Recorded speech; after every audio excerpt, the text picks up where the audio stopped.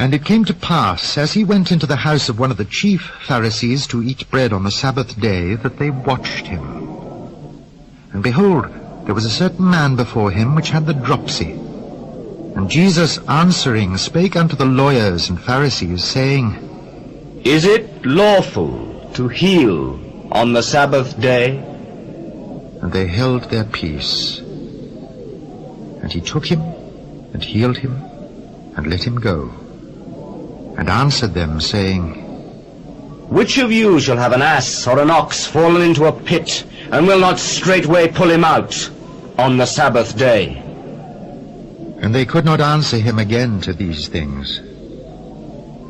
And he put forth a parable to those which were bidden, when he marked how they chose out the chief rooms, saying unto them, When thou art bidden of any man to a wedding, sit not down in the highest room, lest a more honourable man than thou be bidden of him. And he that bade thee and him come and say to thee, Give this man place, and thou begin with shame to take the lowest room. But when thou art bidden, go and sit down in the lowest room, that when he that bade thee cometh, he may say unto thee, Friend, go up higher. Then shalt thou have worship in the presence of them that sit at meat with thee. For whosoever exalteth himself shall be abased, and he that humbleth himself shall be exalted. When thou makest a dinner or a supper, call not thy friends, nor thy brethren, neither thy kinsmen, nor thy rich neighbours, lest they also bid thee again, and a recompense be made thee. But when thou makest a feast, call the poor, the maimed, the lame, the blind, and thou shalt be blessed, for they cannot recompense thee. For thou shalt be recompensed at the resurrection of the just. And when one of them that sat at meat with him heard these things, he said unto him, Blessed is he that shall eat bread in the kingdom of God. A certain man made a great supper, and bade many, and sent his servant at supper time to say to them that were bidden, Come, for all things are now ready. And they all with one consent began to make excuse. The first said unto him, I have bought a piece of ground, and I must needs go and see it. I pray thee have me excused. And another said, I have bought 5 yoke of oxen, and I go to prove them. I pray thee have me excused. And another said, I have married a wife, and therefore I cannot come. So that servant came and showed his lord these things.